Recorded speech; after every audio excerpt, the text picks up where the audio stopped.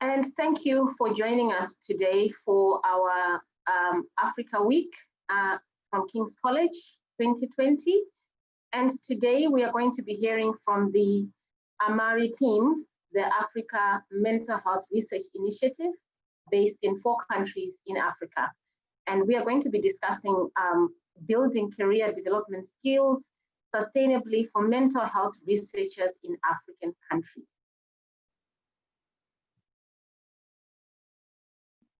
I will share a couple of slides with you.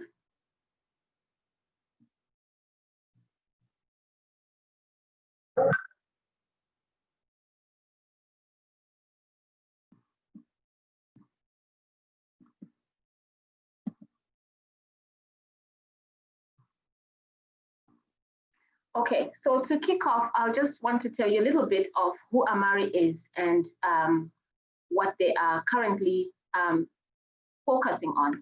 So AMARI is the African Mental Health Research Initiative based in 4 African countries, Ethiopia, Malawi, South Africa, and Zimbabwe being the lead institution. We are funded by the Wellcome Trust via a mechanism through the African Academy of Sciences. And we also have our UK partners, Centre for Global Mental Health, Liverpool School of Tropical Medicine, King's College London, and London School of Hygiene and Tropical Medicine. And the goal for AMARI is to build an African-led network of mental health, neurological, and substance use disorders researchers on the African continent that can take the mental health global mental health research initiative forward. So AMARI has got a couple of flagship programs, one of which we are going to discuss today, which is the Academic Competencies Enhancement Series. And I would like to introduce you to Professor Dixon Shibanda, who is the director for AMARI, and he's going to tell us how this Academic Competencies ACES series came about on top of the usual academic programs that we have and that we are running for the fellows under the AMARI program. Over to you, Dixon.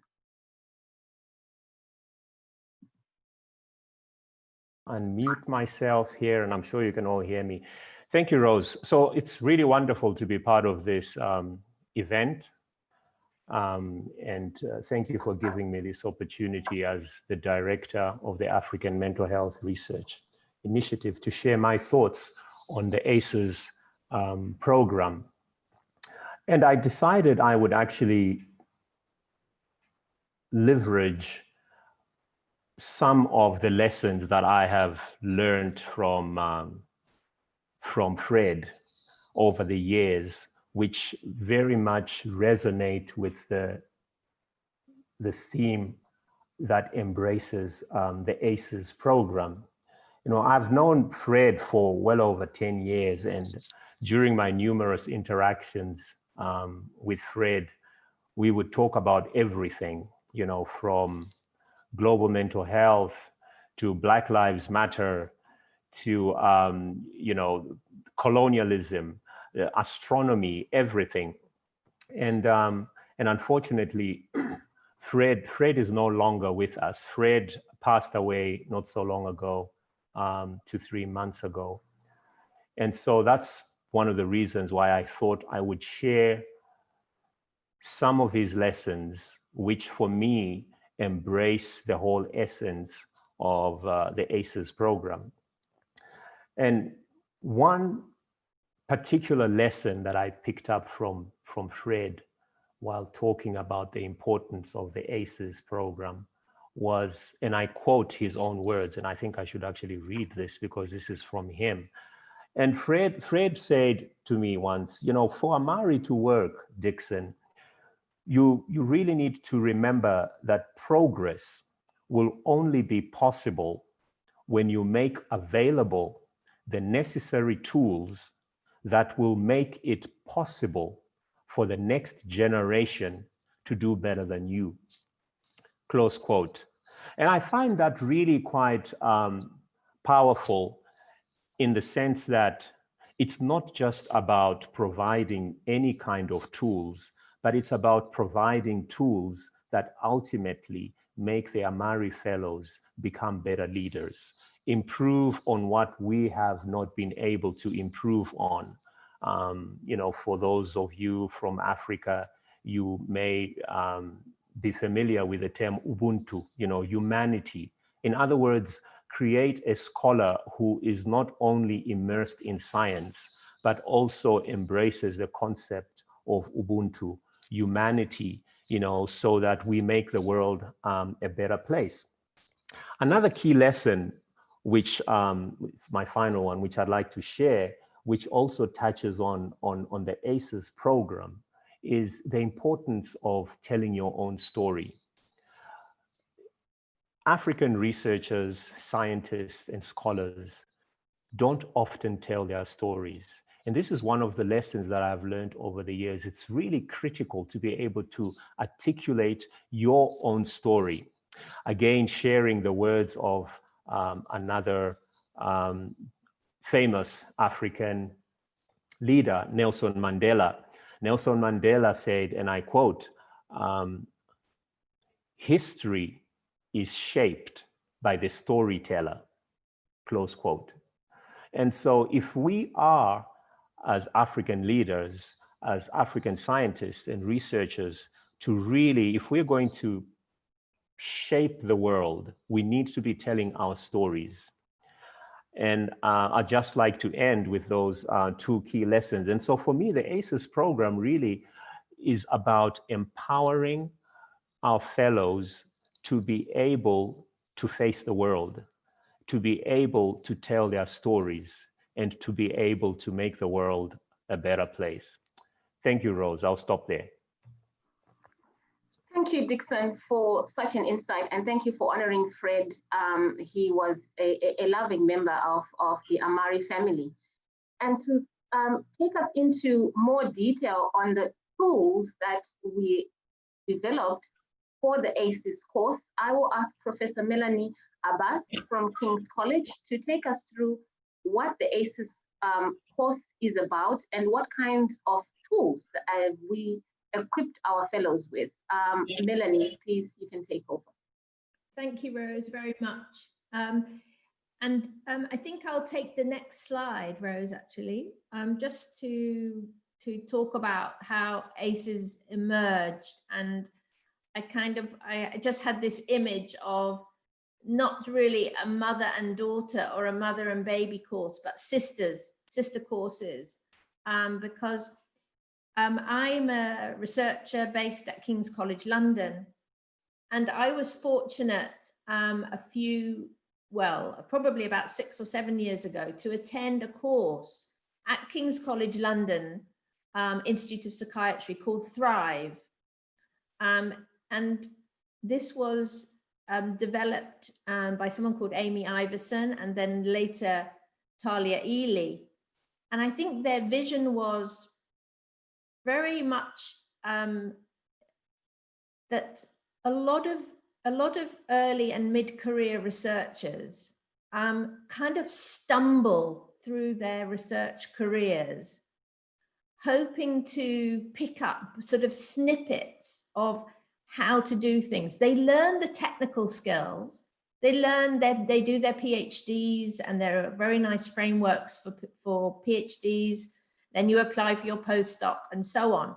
But there's actually a lot of nuanced stuff along the way, which is about how you really make a successful career as a researcher. And some people, of course, get kind of catapulted into this through the traditional approach to what we could call patronage. You know, Leonardo da Vinci, didn't he? He had the great patrons, the philanthropists, people who spot a bright person, take them under the wing. That's the old model. And we all know people who've done very, very well academically because they've been fortunate early in their career to find an older, mature, wise person who literally takes them under the wing. So that's the old kind of patronage model of mentorship.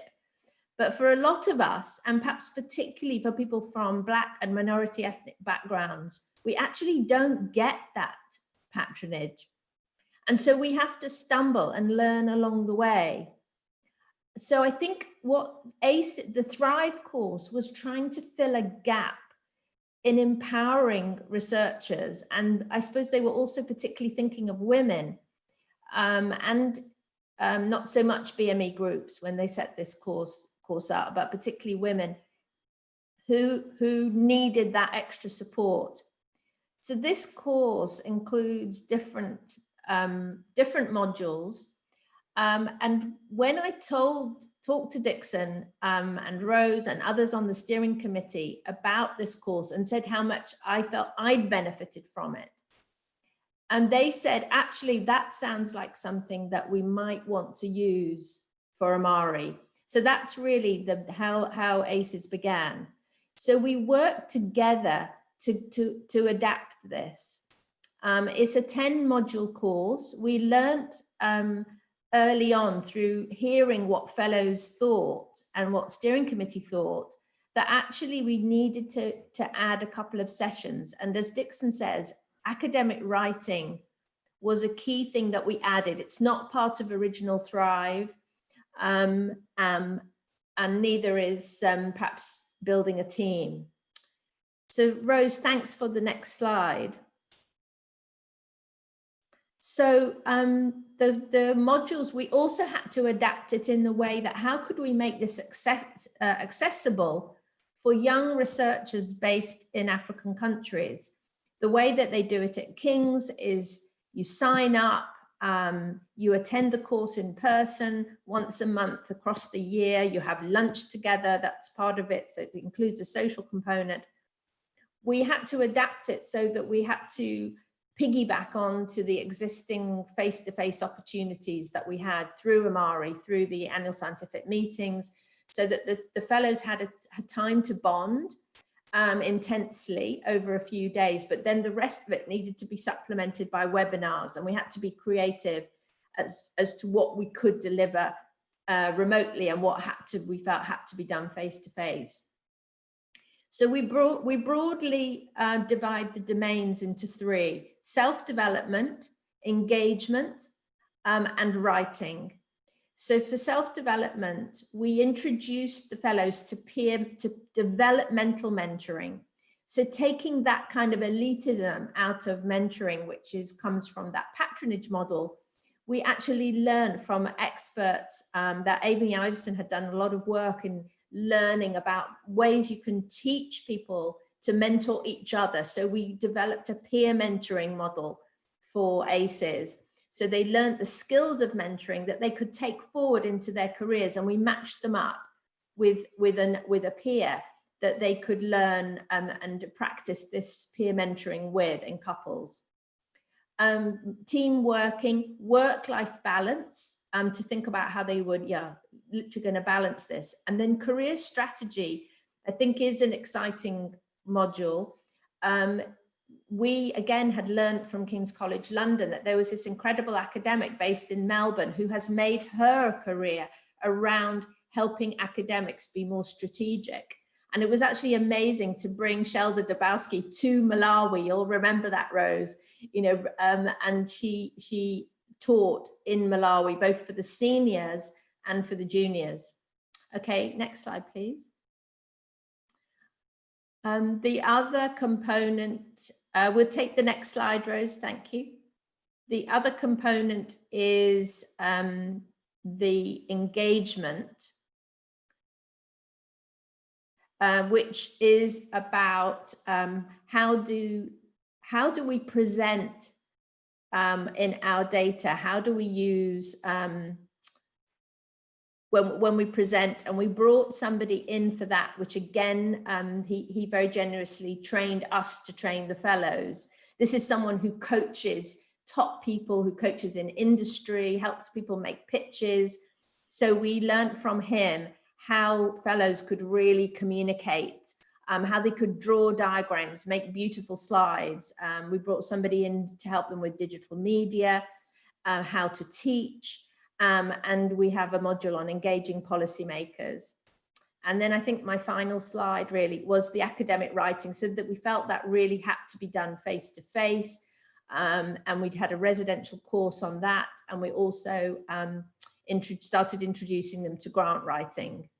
I might have one very final slide. And just for your reference, we have published on this, and we've got a number of papers on the ACES course that have come out this year or last year, including a train the trainer approach to systematic reviewing. So again, trying to relinquish some of that knowledge that doesn't rely on experts from northern countries going in and doing all the teaching, but transferring that knowledge so that people can become trainers for their own universities in topics like systematic reviewing and academic writing.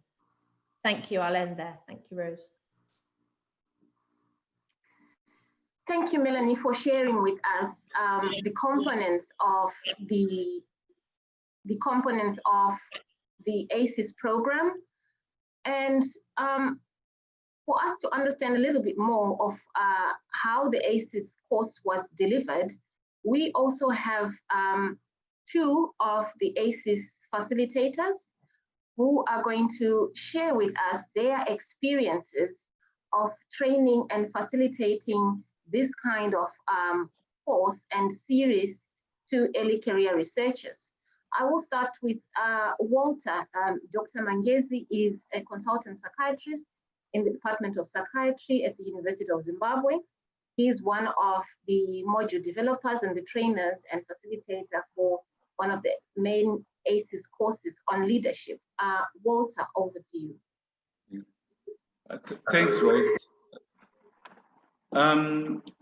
My emphasis was a lot on the leadership aspect, where we're looking at how, as our AMARI fellows came through, how do they become the future leaders? In other words, just taking Dixon's quote, how do they face the world? So I use the Myers-Briggs personality type profiling, in which you understand yourself. It's part of organizational psychology, where each fellow went through an evaluation in which they understood themselves.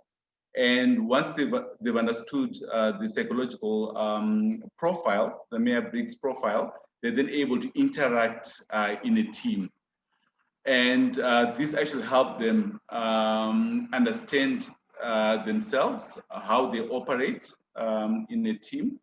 And another aspect to this was on conflict management, where they were taught their preferred conflict management style and how they can then appreciate the other conflict management styles and how to sort of draw on the strengths and the weakness to manage conflict in a work relationship.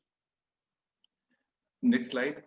Now, one important thing, my personal experience from this was the laughter in the room. Our fellows would be seated around a table, 6 to 8 individuals. They would laugh, and they would actually be from the 4 different countries, mixed, and that allowed them to form, to actually bond and actually start networking. So relationships grew from this interaction. And from that, we noted that they became more confident. Even when they did the presentation skills, we had annual scientific meetings that we held. As the years progressed, we noted even the presentation skills actually improved. The confidence improved, the presence in front of the stage improved. So the communication became very, which is very key part of leadership. It also empowered them to move the researches from the shelves into practice, where we had sessions in which they would actually learn how to write policy briefs. And this was basically based on the work they were doing in the research. They would actually write out the policy brief. some of them actually were able to deliver some of these policy briefs to important stakeholders in their respective countries. They not only did not end there, they also went into the community, which was another arm of AMARI, in which each fellow did a community engagement project, and these skills were utilized in this. So ACES was quite key. It was almost like your building block in building up the future leader, the person to deliver this. And one thing I think AMARI has really started is the issue of community of practice. You know, all these relationships are signs of bigger things to come. Yeah. So for me, the whole experience gave me growth as a leader, but it also helped me see them grow up to the level that a lot of them grew. So I'll hand over to you, Rose, at this point. Thank you so much, Walter. And we are quite happy that, you know, we have seen a lot of the AMARI fellows translate all this learning into actual practice. Now we want to listen to Professor Crick Lund. Crick is one of the AMARI advisors who is based at the University of Cape Town, and he was also one of the facilitators for some of the modules on the ACES course, and he took the fellows for grant writing. Crick, over to you. Share your experiences with us. Great, thanks very much, Rose, and really good to be with all of you. Thanks for this opportunity. The ACES program is really, as many have said, develop their personal skill, provide us really a stepping stone for them to become future research leaders. So I'm going to share with you a little bit about our experience of running a grant writing workshop with the fellows. We had initially run a webinar on grant writing, I think fairly early on in the program. And we then, based on feedback from the fellows, decided to enhance this with a grant writing workshop for a full day attached to the annual scientific meeting in March 2019. So I just want to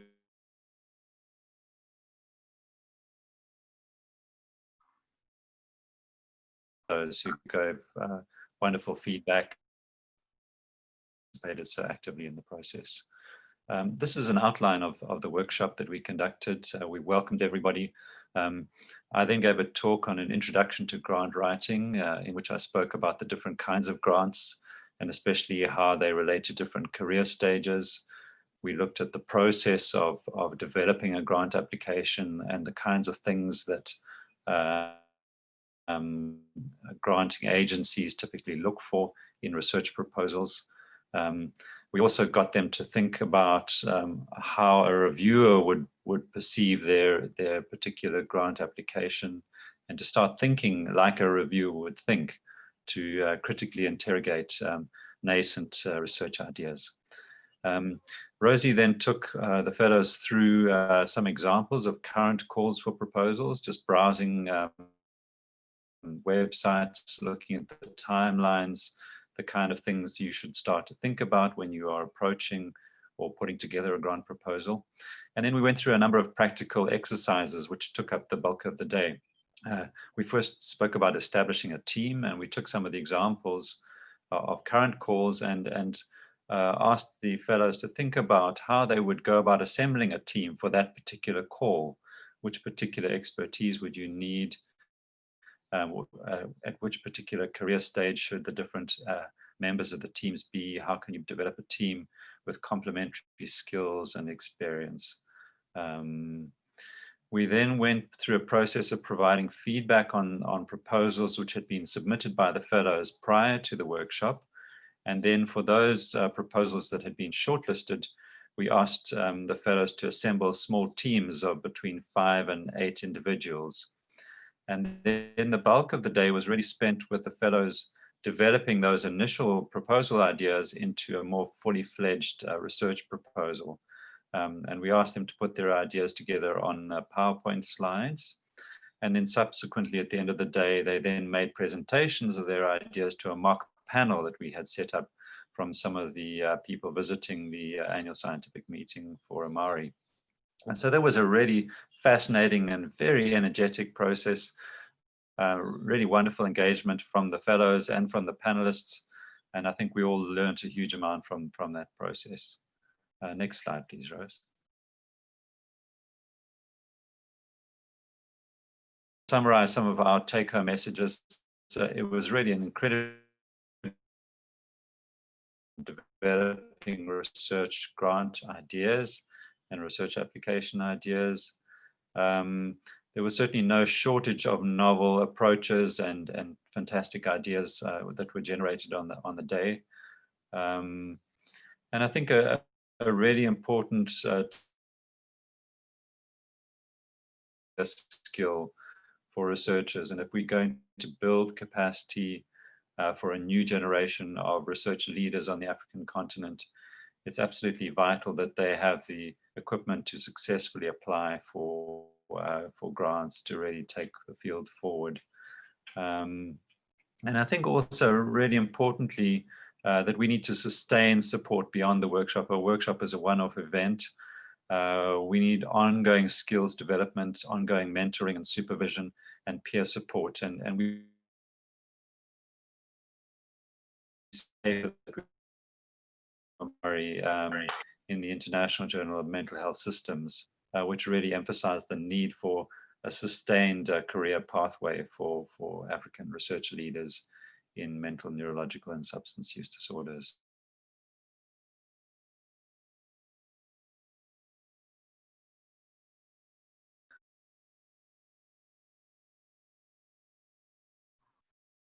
Thank you, Crick, for that experience that you had and sharing it with us to show us, the more practical side of learning by taking fellows through an actual grant call and doing the mock interviews. And I think that was quite amazing that they had to go through that to experience what it's like to submit a grant and go through a mock proposal interview. So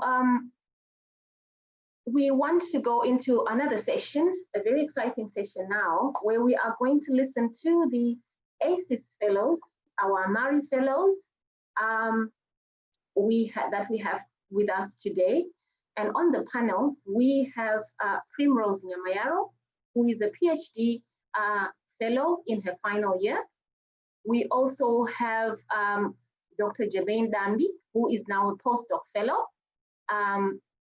And we also have Fadia from University of Cape Town, who is in her second year for her PhD.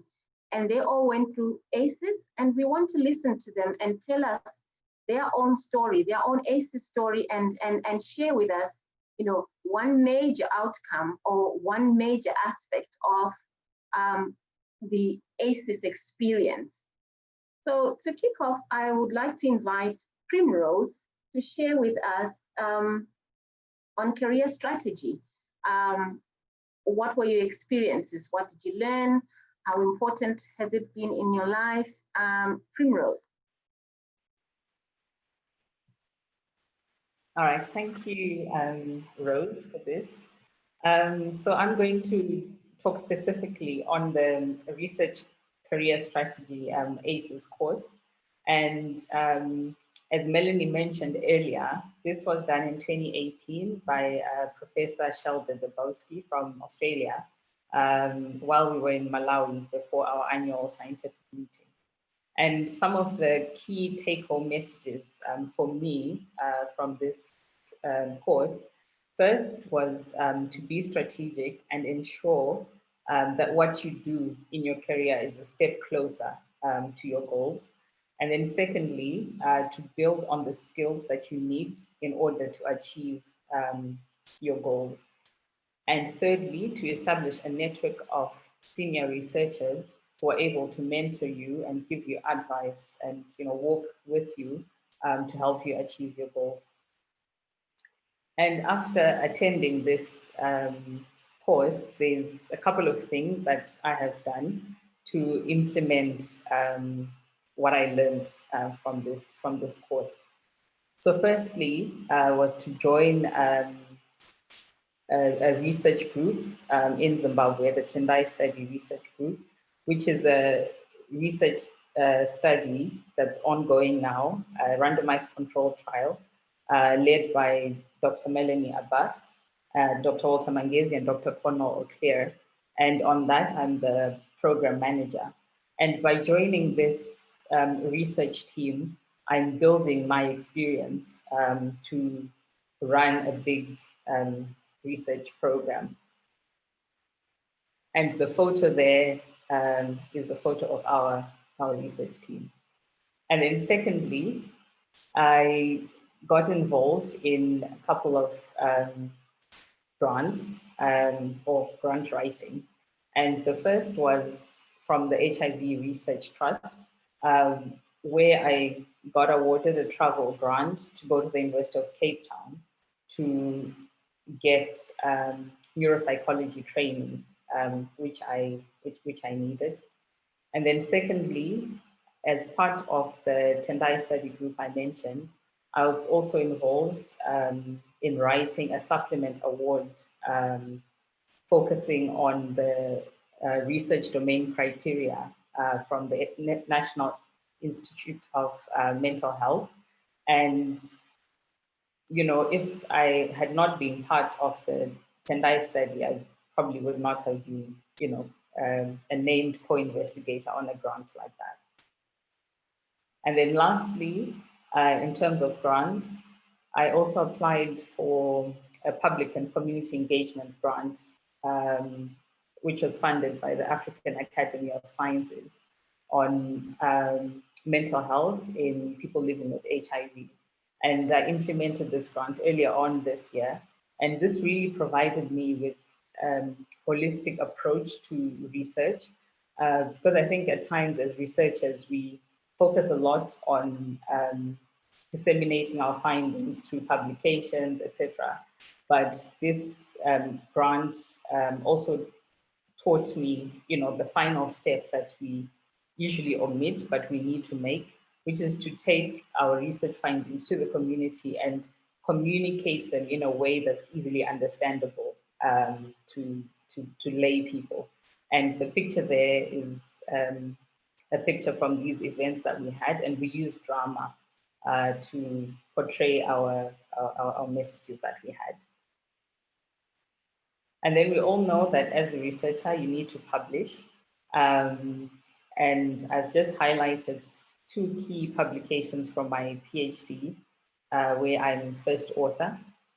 And beyond these ones, I've also been involved in other publications through our Tendai research study. Last year, we had a review that we published and also a book chapter. So being part of a bigger community of researchers and getting mentored by senior researchers has also enabled me to build this publication record. I also realized that I needed further training in brain health. So earlier this year, I applied to the Atlantic Fellows to be an Atlantic Fellow for Equity in Brain Health at the Global Brain Health Institute. And this is to build my knowledge and skills in brain health so that I can continue to do research in this area. And also lastly, just to emphasize the last take-home message on establishing a network of senior researchers, I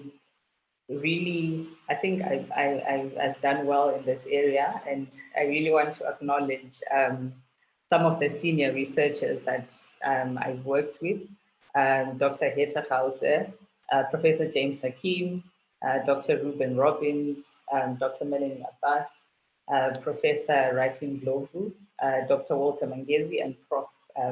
Dixon Chibanda, who have really been monumental in my journey. So yeah, that's all I have to say.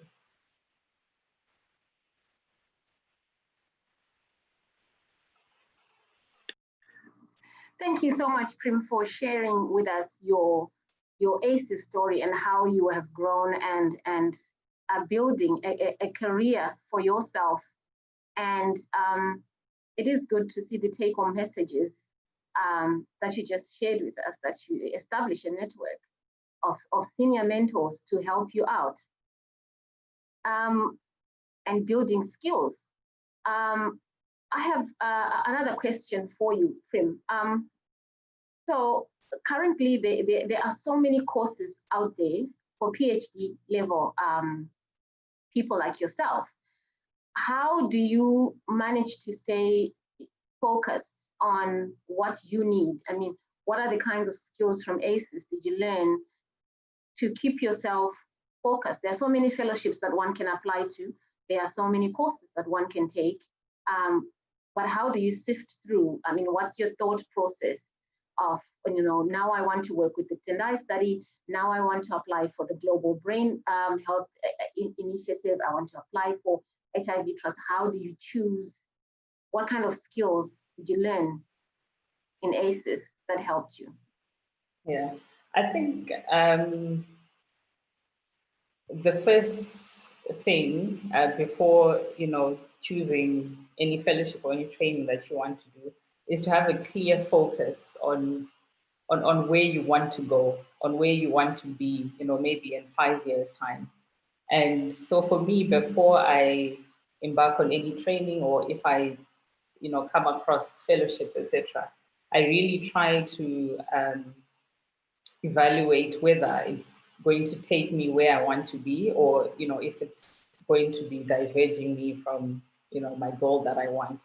So I think really knowing yourself and knowing where you want to be and what you want to achieve, maybe in the next couple of years is what should guide you.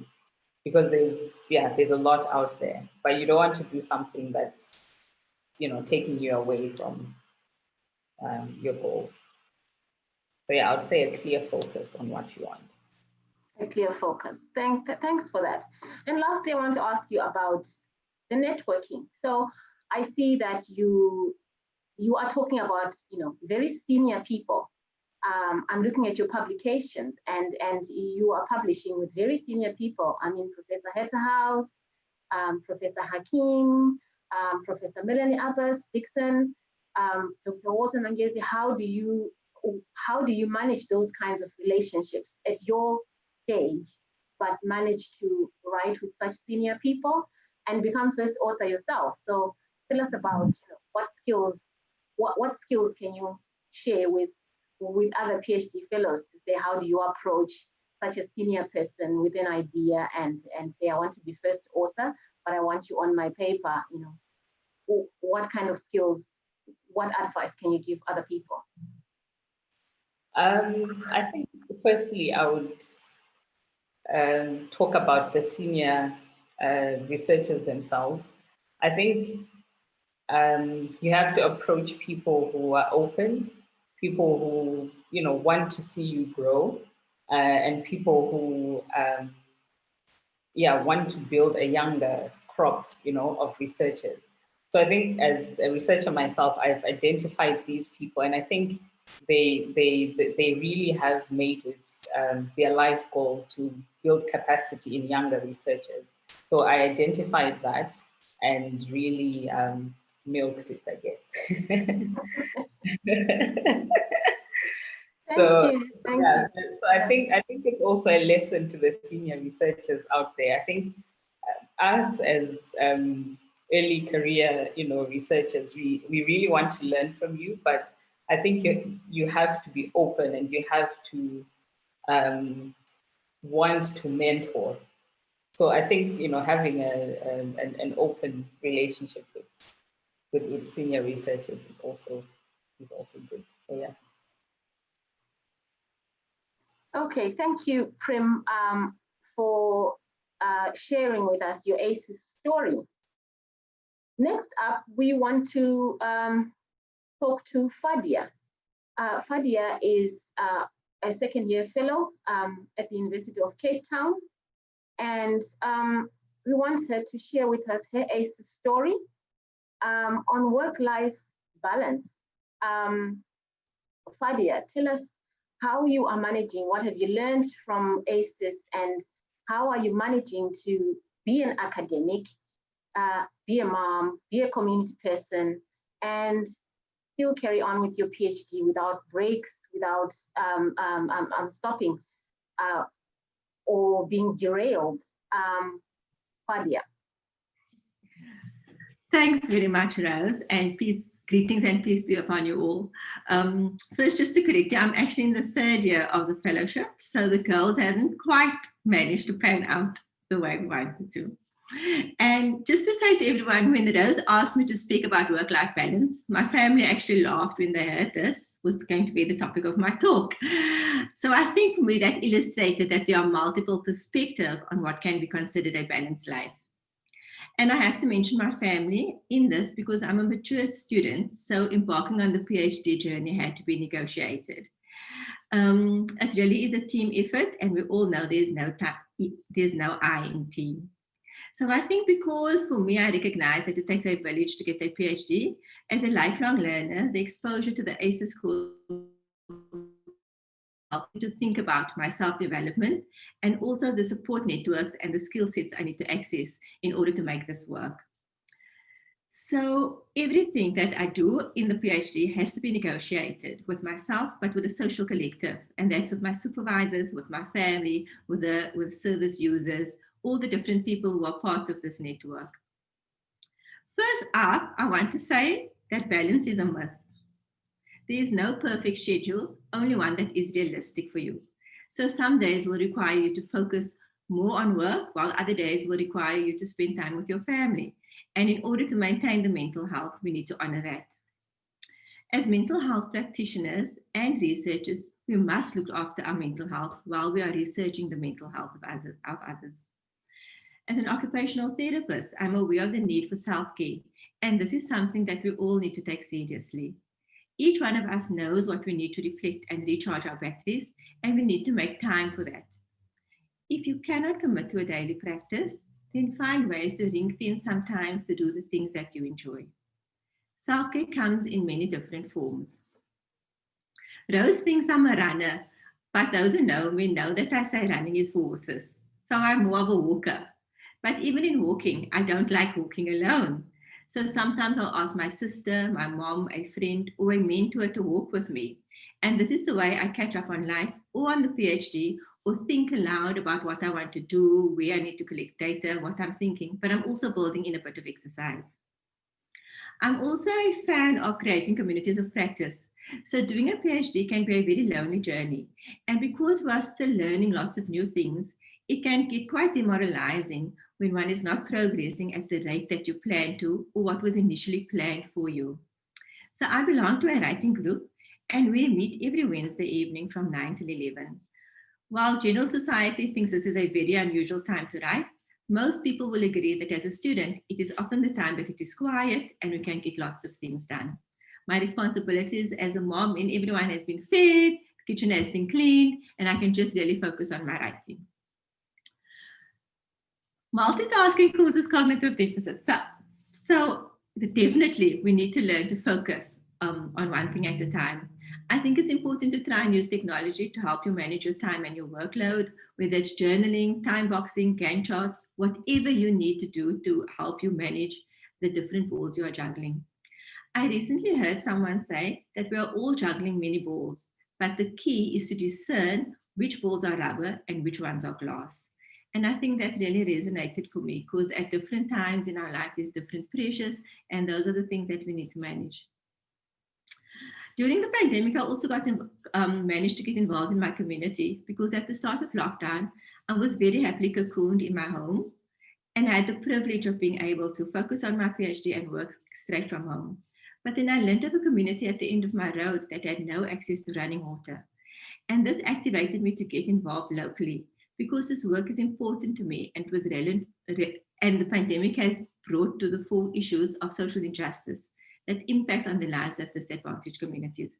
And as a mental health activist, I needed to get involved, and I couldn't turn my back on it.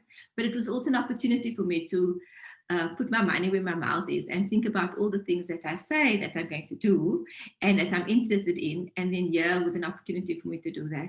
So I think it's very difficult. And I think there's no tidy boxes for us in order to put our work and our life separately. We have to acknowledge that things happen, that it's immersed, and that we have to communicate with the people who are close to us in order to help us do that. Because even today, I'm sitting here, but my son's in matric, and I have to go upstairs valedictory later. So it's PhD student, mom, speaker, all of these things that need to be managed. And I think it's just the ACES course really gave us an opportunity to think about what do we need to do? The goal is the PhD. What do you need to do it successfully? How do you not disappoint yourself and all the people who have invested so much time and energy in your career development and in your path, and then still think about how do you nurture your soul and go on doing what's good for you. Thank you.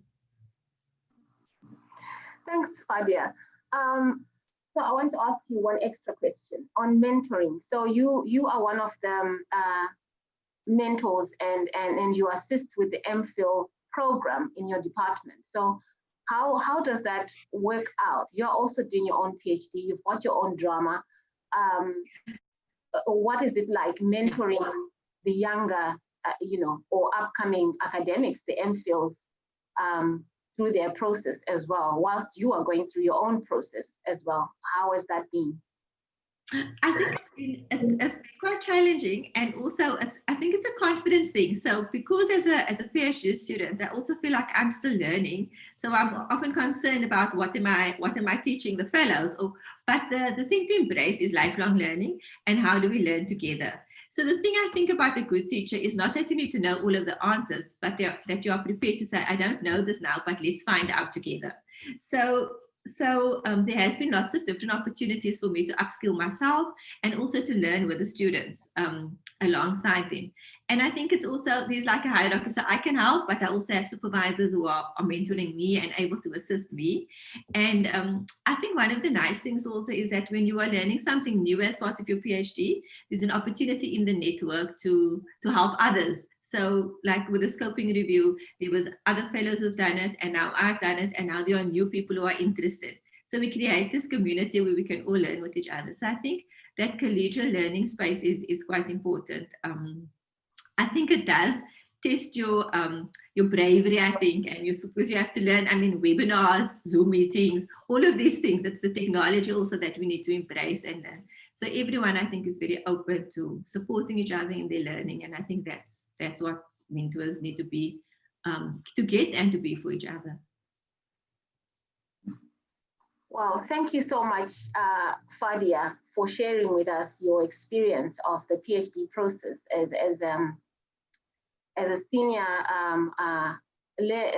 as a mature learner like myself. So it's good to see that you are progressing, and the ACES course helped you to think through, that it might not be a perfect balance, but take one thing at a time. Thank you so much. We also want to hear from Jermaine. So Jermaine is now a postdoc. And Jermaine, please share with us your experience, your ACES experience, and how you've translated your ACES experience into much more practical things in your workplace, Jermaine. Thank you, Rose. So maybe you can beam my slide. Okay. All right. So I'm a postdoc fellow, and I'm also a lecturer at the University of Zimbabwe. So I joined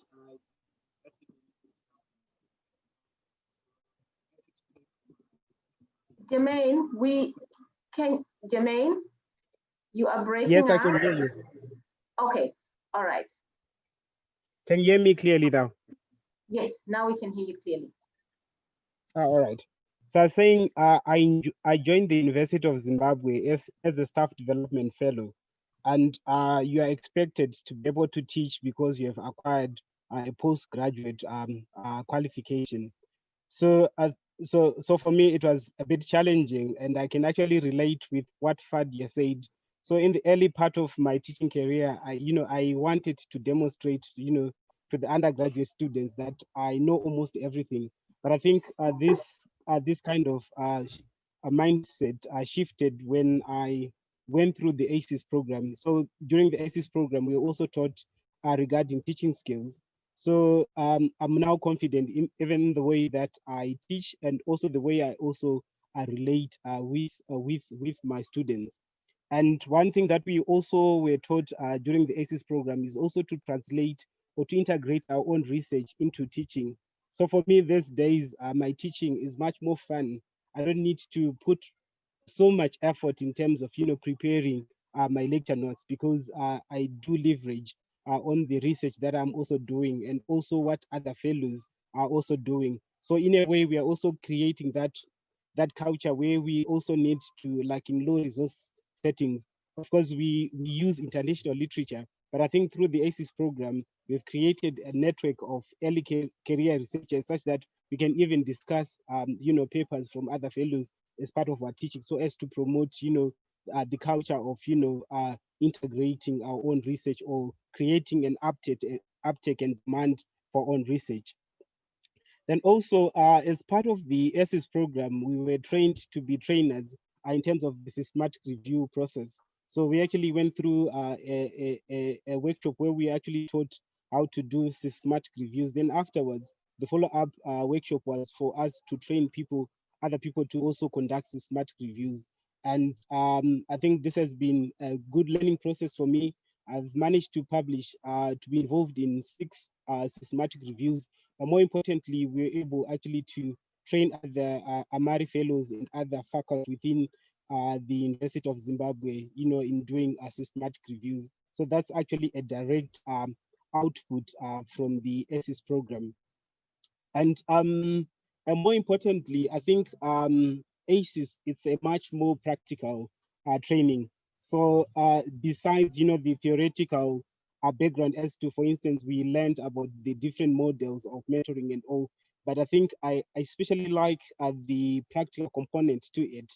So I'm also, I think this is now transferring also to my own academic skills. So I'm actually now mentoring like the undergraduate students that I actually supervise. So if you look at those publications, those 3 publications, these are actually publications from undergraduate students, and these undergraduate students as first authors. And I think this is something remarkable and a paradigm shift in terms of, how authorship is viewed within universities in my context. So in other departments, more senior researchers tend to, take data from, undergraduate students or graduate students, then they, reanalyze the data and publish the articles as first authors. But I think through the ACES program, we were really, really encouraged and impacted in terms of, building capacity to the next generation. So those 3 publications are actually an example of a practical application of the ACES program, where I went on to mentor like the undergraduate students during their research process and also to mentor them in terms of the actual, publication, writing and submission and the peer review process. So my take-home message for me is that the ACES program has really helped me to translate everything that I've learned, into tangible products that I can consume on a day-to-day basis. And more importantly, it has really build capacity for me to actually transfer the skills that I've learned to the next generation of researchers, because I believe that the ACES program is just a seed, and we are the future leaders, and we need to to build capacity in the next generation of researchers.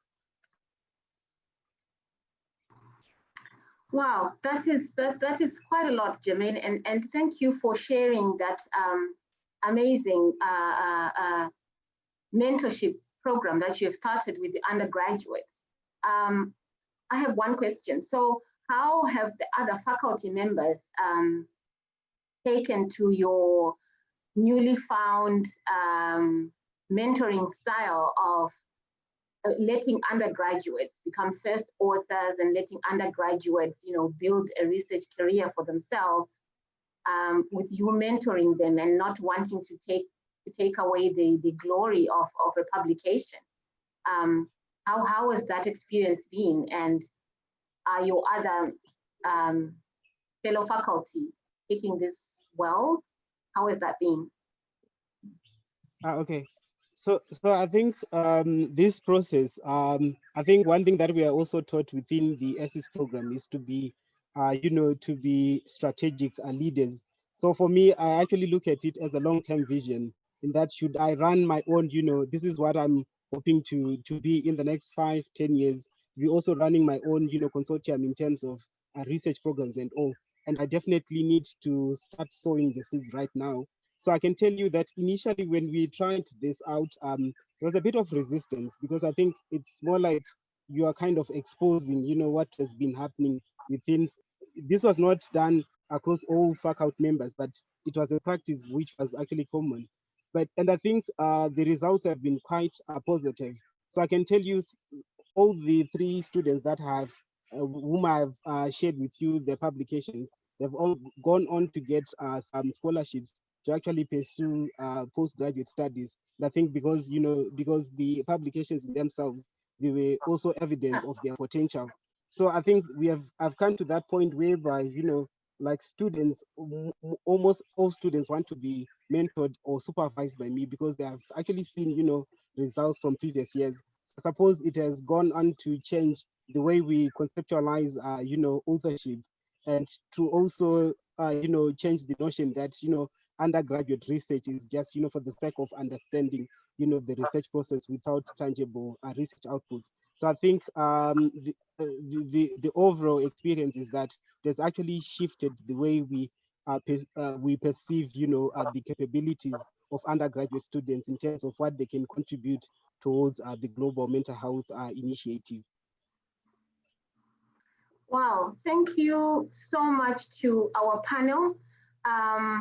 Thank you, Fadia, Primrose, and Jermaine, for sharing with us your valuable experiences in terms of ACES. And we want to go into a question and answer session now. I'm going onto the chat and looking at questions that have been posted. So I will start with a question from Damien. So Damien is asking if AMARI is going to continue. Dixon, do you want to take that question? You're muted. Sure. Sure. Thank you for that question. Yes, I mean, it is our desire that AMARI will continue. We've been working on AMARI-II, which will be bigger and hopefully more impactful than AMARI-I. So the short answer is yes, AMARI will be continuing.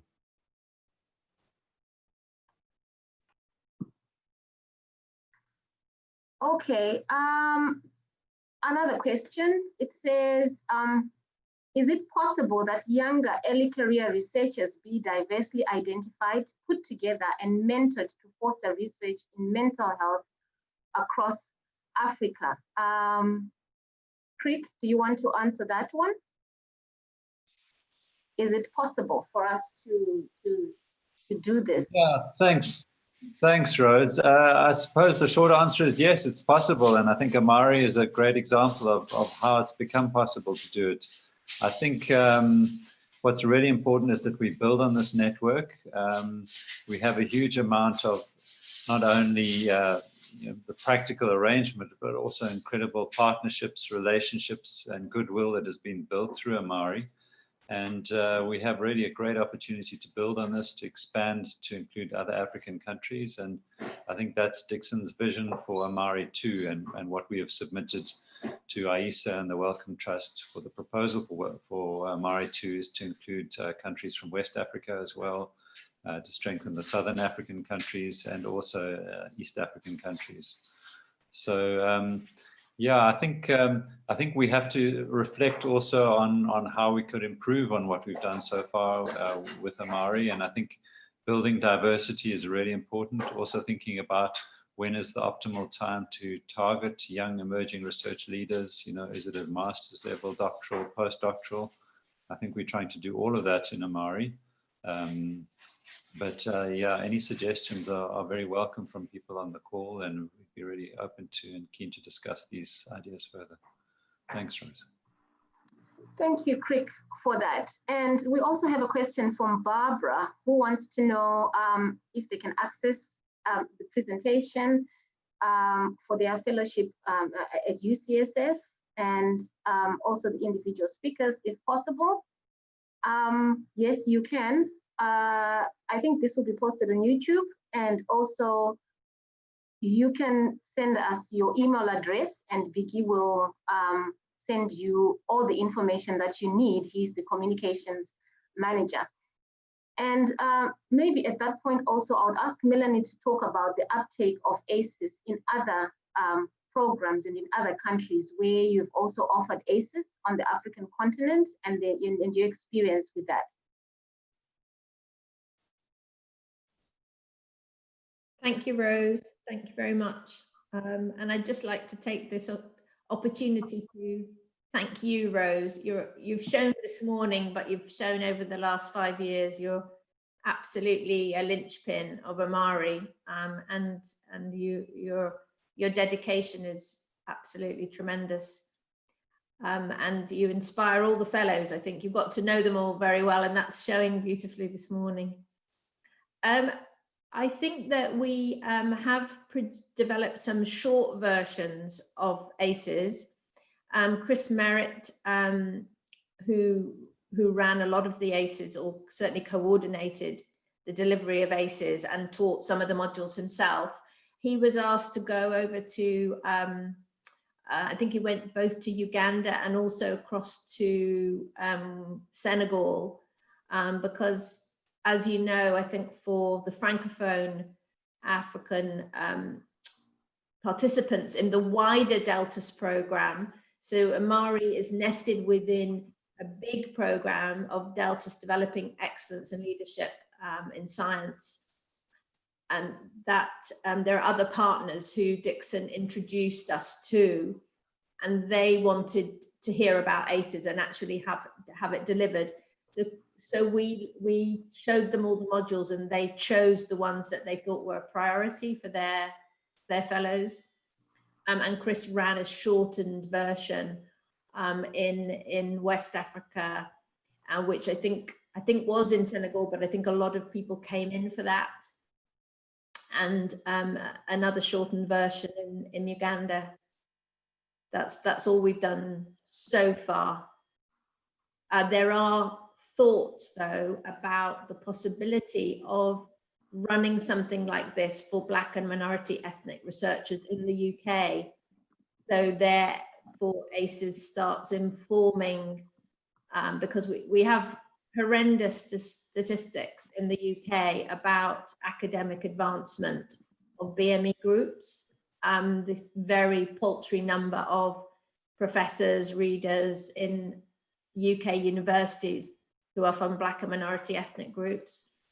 So that has been a thought that we could possibly adapt this to run as a King's-wide course initially, drawing in a number of disciplines. Thank you. Thank you so much, Melanie. Is there anyone with a question that they would like to pose to any of our panelists? Please feel free to either raise your hand or unmute yourself and ask your question. Okay, there's something in the question and answer. We'll start with Yao Amankwa Arthur, I think.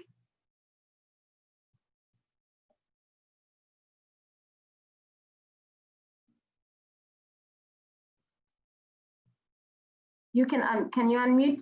Can they unmute themselves? I'm not sure. I don't think, but Hubert may be able to tell us. I don't think there's any voice option. Oh, Okay. maybe is he there? Is he out there now? I'm not sure. Anyway, so the question says, I'm an ECR in Ghana and would be so much interested in the next series. What is the process to go through to be able to participate? Who wants to take that one? How do you become an AMARI fellow? Biggie, would you like to respond to that?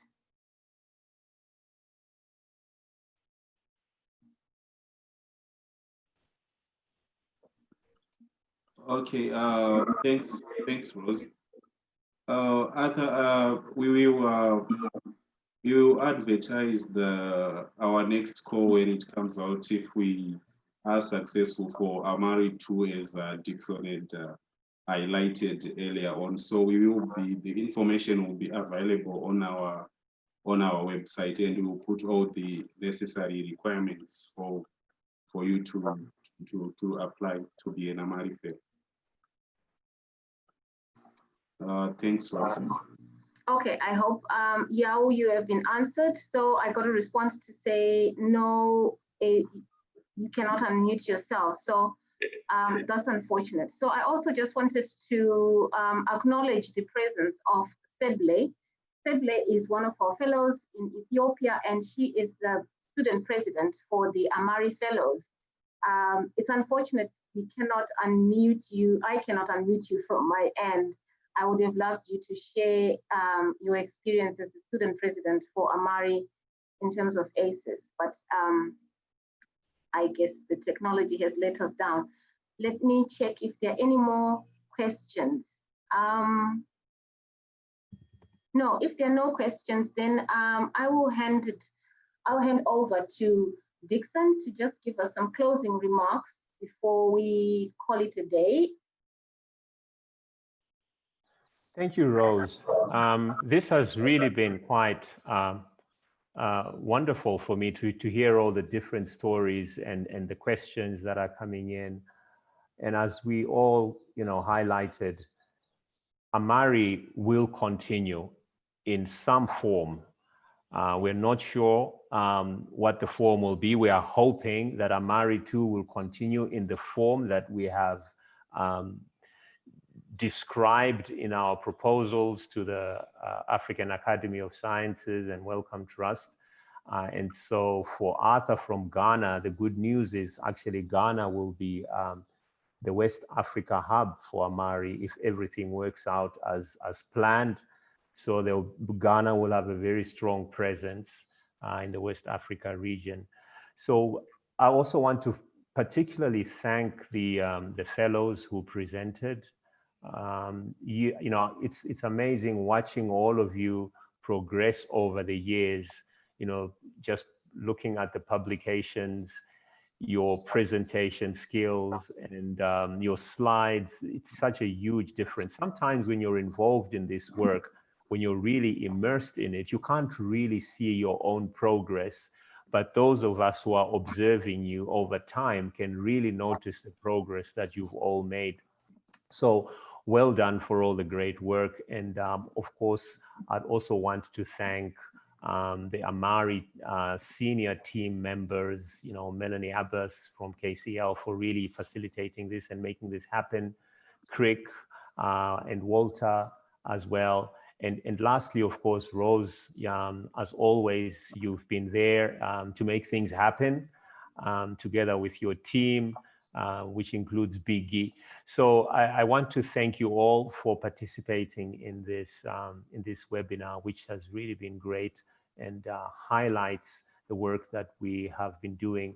Of course, ACES is just one small part of AMARI, but a part which has really made a huge difference in how we tell our stories and how we really build the next generation of future leaders and researchers in Africa. Thank you, Rose. I'll hand back to you unless Melanie has a few words to say. Thank you, Dixon. I couldn't really top that. Thank you very much for leading AMARI for us. for your vision.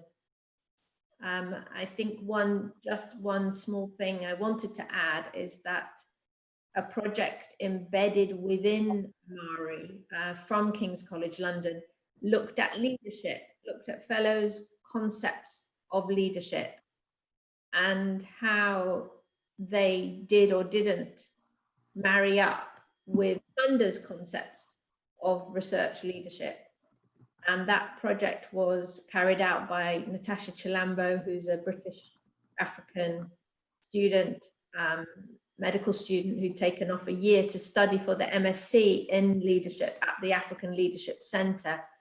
And through that and through other connections, we have made a strong bond with Prof. Funmi Alona-Sharkin and Dr. Eka, who's I'm delighted to see is in the participants today.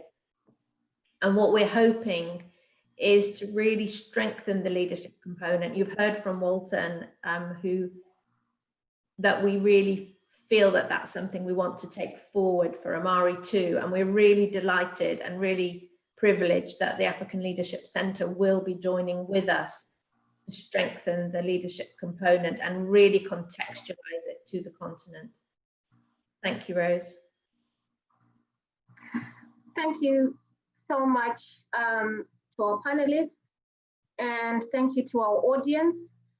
If you need any more information, please just send an email. I think we just shared the email in the chat. Goodbye and thanks.